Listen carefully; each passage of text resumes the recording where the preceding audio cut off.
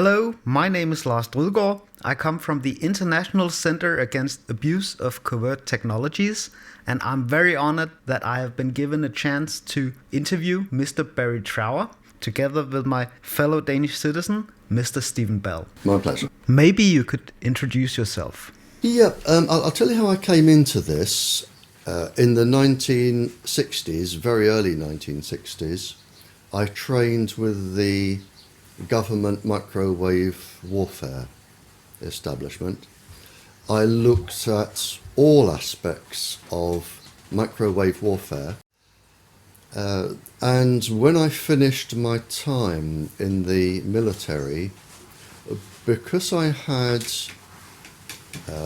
a lot of expertise in the microwave field, I was asked if I would carry on with this research. And some people blow this out of all proportion. I was an agent. I don't like the word secret agent, because secret agent, when you say secret agent, people think of James Bond, who wasn't a secret agent and he wasn't a spy. James Bond, the fictitious character, is military intelligence, and I wasn't military intelligence. I was an agent. I collected information secretly, and I spent 11 years collecting information from spies who were a very small part of my work. I also questioned international terrorists, international criminals, anybody of immense interest I questioned, and I trained for quite a few years to learn how to do this.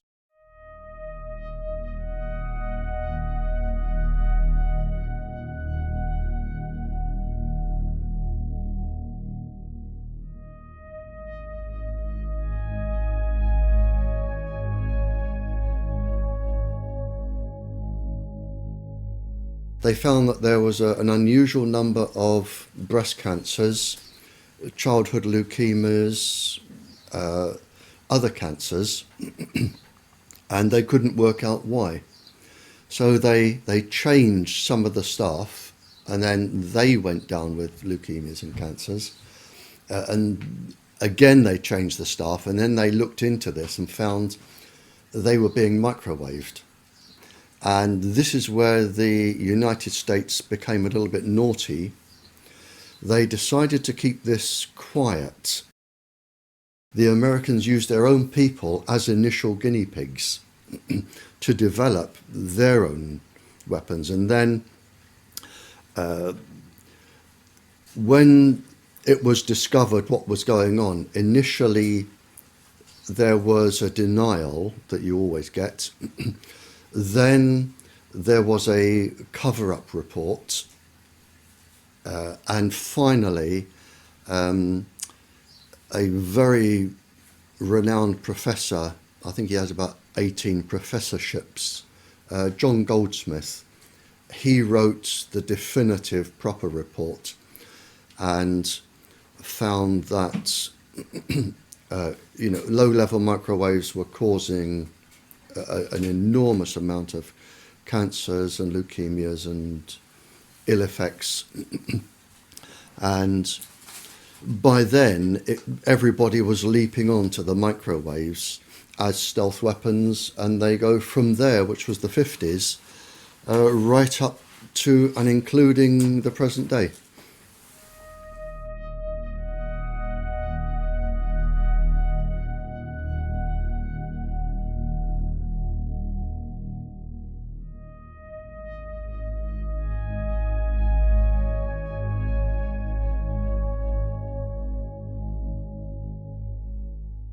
The ladies were protesting about having American missiles on English soil. Mm-hmm. And it was a peaceful protest. All they were doing were camping outside the perimeter of the American base. There was no violence, no swearing, no shouting. It was a peaceful protest. And it was found that from the American base, the ladies were being microwaved, and it was actually measured. They were being microwaved to make them sick. And in fact, when the figures came out, there was a disproportionate amount of tumours, personality changes, suicidal tendencies of the ladies. They were deliberately microwaved by the Americans for protesting about their base.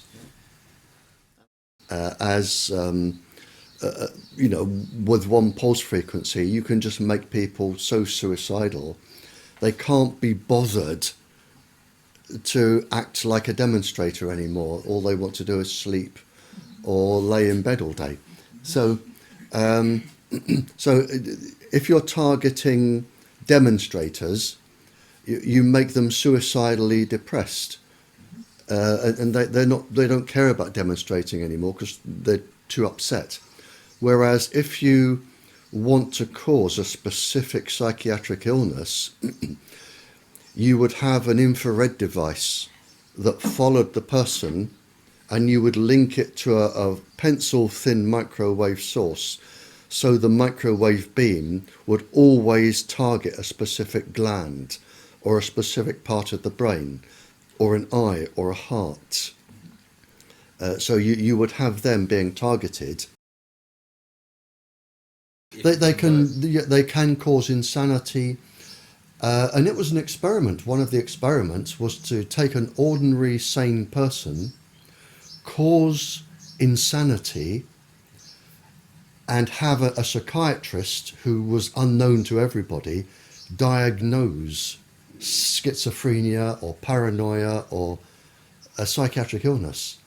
That was a successful outcome, and the person would spend the rest of their life in an asylum in misery, but to the government scientists that was a success. Well, it's a guinea pig locked up. Oh yeah. I mean, humans. The difference between humans are like guinea pigs. If they want to experiment on you, by the thousand they will, and you can be driven to insanity and death, and you just become a tick in a box, without any so much as a feeling. Yeah, and this is what they do, and this is why they are above the law.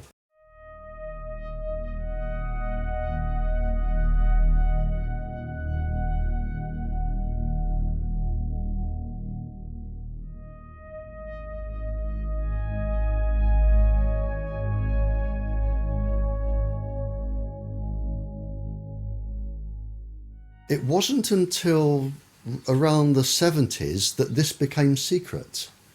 For some reason, it was talked about openly. If I'm talking to a spy and I want to find out where the spy was trained, how the spy was recruited, over the 5-year period of training and everything that went on, it's going to take years and years and years. But if you want to talk about microwaves and chips and microwave weapons, they'll just talk about it over a biscuit and a cup of tea. It wasn't secret. Most governments talked openly, or people talked openly about it. It wasn't until the 70s, mid-70s, that I think the full potential of this globally came into force.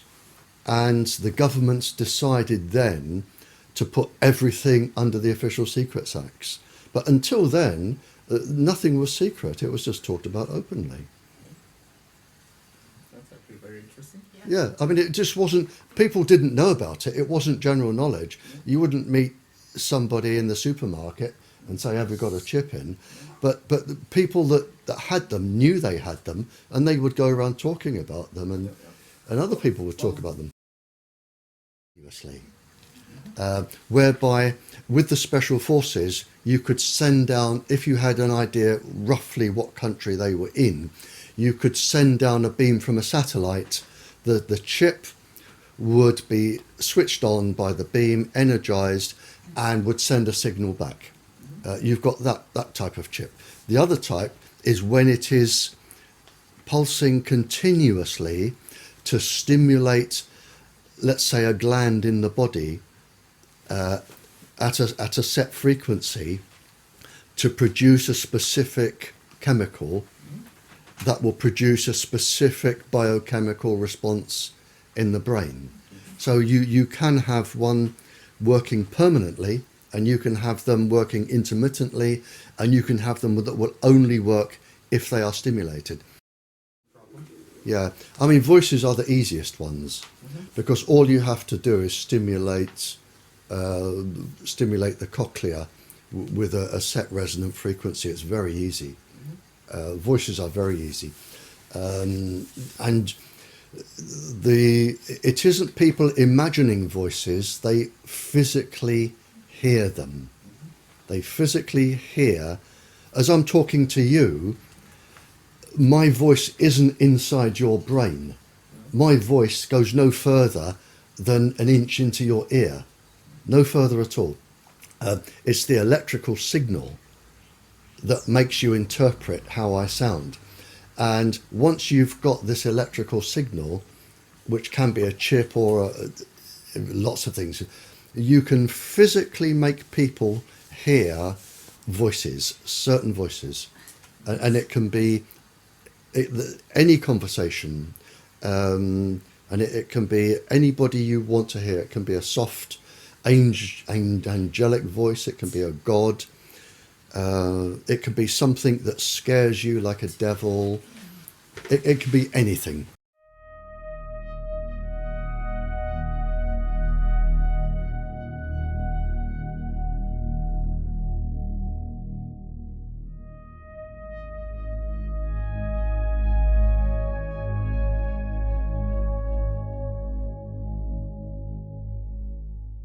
Fair enough. So I was there. I went into the back of a big black car, and it took me off in the dark, and then underneath a huge building in the dark. And I was suddenly thinking, well, hang on, this could be a bullet in the back of the head time. I'm getting uncomfortable here. But he took me out and took me to a room, and he said, I'm an international scientist.